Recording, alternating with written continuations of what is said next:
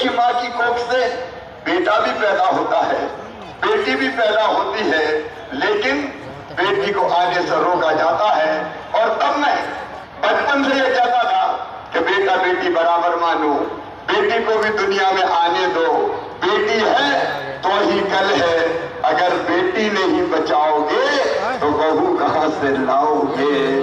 बेटी के बिना ये दुनिया नहीं चल सकती, नहीं चल सकती। बताओ चल सकती है क्या दुनिया? अरे सब बोल के बताओ चल सकती है क्या?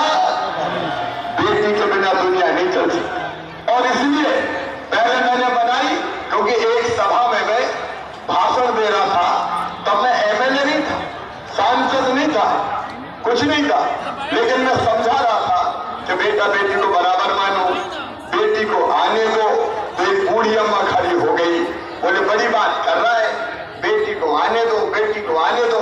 बेटी अगर आ गई और बड़ी हो गई तो शादी में दहेज का इंतजाम क्या तू करेगा?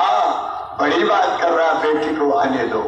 तो मेरे दिमाग में ये बात आई कि भाषण देने से काम नहीं चलेगा।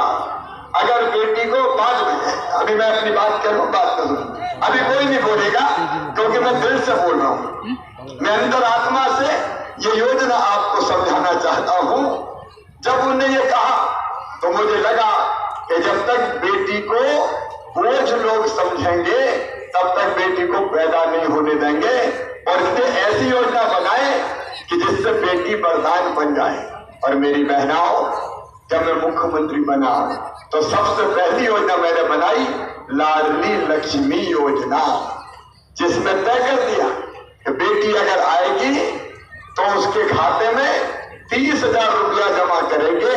वो 5वीं पास करके 6वीं में जाएगी तो 2,000, 8वीं पास करके 9वीं में जाएगी तो 4,000, फिर 10वीं पास करके 11वीं में जाएगी तो 6,000, 11वीं में के बाद 12वीं में जाएगी तो 6,000, और 21 साल की होगी तो सीधे 1 लाख रुपया मिल जाएंगे।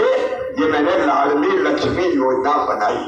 अब उसमें और परिवर्तन कर दिया कि बेटी कॉलेज में एडमिशन लेगी तो मामा 12,500 रुपया दिलवाएगा।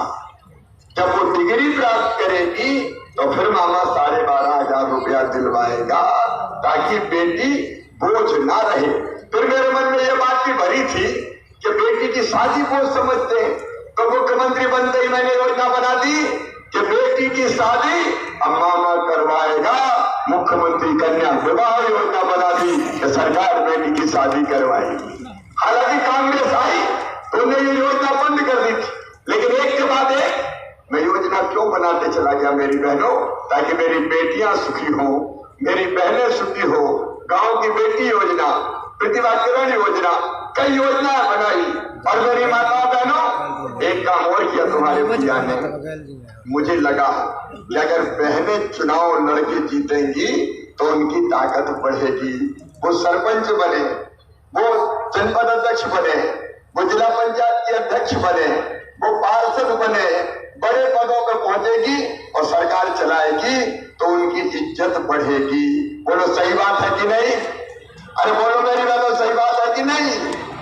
तो एक बात और करूं, ये जो चुनाव लड़ के बैठी ना, वो हमारी बहन जिला पंचायत की अध्यक्ष कई पदों पर बैठी है, ये कैसे बन पाई? अरे पहले चुनाव केवल भैया लड़ते थे, मैं चुनाव लड़ूंगा। श्रीमती जी क्या करेगी? बोले रोटी बनाएगी और क्या करेगी? तो 50-50 आदमियों को खाना बनाए और साथ चुनाव लड़े।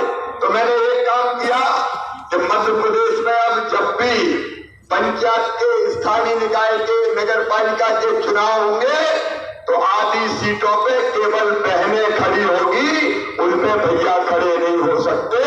आधी सीटें बहनों को रिजर्व कर दी, रिजर्व।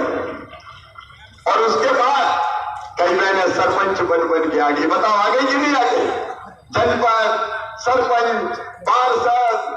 पहले नहीं तो साहब लड़ने नहीं देते थे, घर बैठ मैं लड़ूंगा चुनाव, तू तो रोटी बना। जैसे रोटी बनाने के लिए पैदा हुई है बेचारी, ये मैं देख रहा हूं। और इतना ही नहीं किया, अभी हमारी पुलिस की बेटी खड़ी है यहाँ, देखो अभी अच्छी लग रही कि नहीं पुलिस की ड्रेस में? पहले थोड़ी बन पाती थी इतनी। मैंने तय किया कि 30% भर्ती बेटियों की करूंगा पुलिस में, 30% बेटियां आएगी ताकि माताओं बहनों की सुरक्षा का भी ध्यान दे सके, तो मेरी बेटी वो भी राज करेगा, वो भी बड़े पदों पर पहुंचेगा। यह सामाजिक बदलाव की लड़ाई है जो मैं करने की कोशिश कर रहा हूं मध्य प्रदेश की धरती पर। ऐसे एक नहीं अनेकों काम समाज को बदलने के लिए कर रहे हैं। कांग्रेस की जब सरकारें होती थी इन जिलों में कुछ हो ही नहीं पाता था विकास के काम, लेकिन अब यहाँ विधायक जी ने, सांसद जी ने कई चीजों की बात कही है। एक बात कही है कि बाणसागर में कॉलेज, इस सत्र में बाणसागर में कॉलेज खोल दिया जाएगा। जुलाई से जो सत्र प्रारंभ होगा, आप चिंता मत कीजिए। आपने रिंग रोड की बात कही है, रिंग रोड भी दे दिया जाएगा और अपनी व्यवहारी को सुंदर मिनी स्मार्ट सिटी बनाया जाएगा ताकि व्यवहारी भी शहरों की तरह अब आगे बढ़े। हमारे व्यवहारी जैसे कस्बों को भी हमको उन्नत बनाने का काम करना है।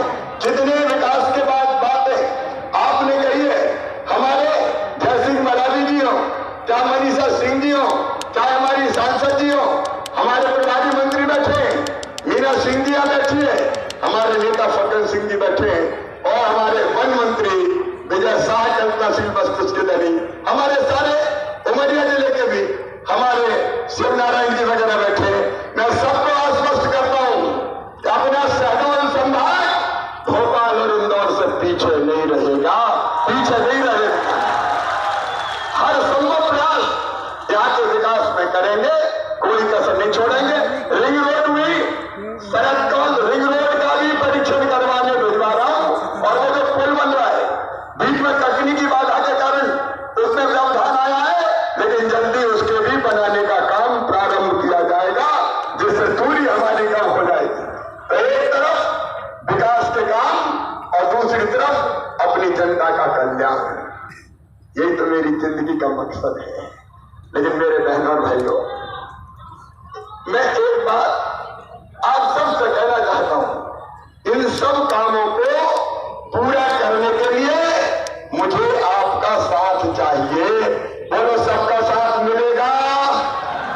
बहनों और भाइयों से भी पूछ रहा हूं, बोलो सबका साथ मिलेगा?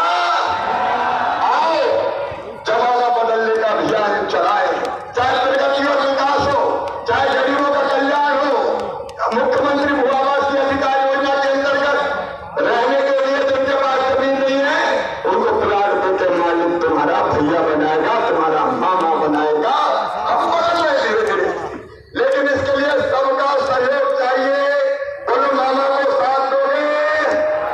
इधर वाले ने बताओ साथ दोगे? भैया का साथ तो नहीं छोड़ोगे? और मोदी के कहने के चक्कर में मत आना। आओ मिलकर हम सब एक हो जाए और अपनी जिंदगी को खुशहाल बनाने के इस अभियान में भारतीय जनता पार्टी का साथ दें, भारतीय जनता पार्टी की सरकार का साथ दें, अपने भैया का साथ दें और बच्चों अपने मामा को साथ दो। हो मंजूर तो बहुत धन्यवाद। हमारे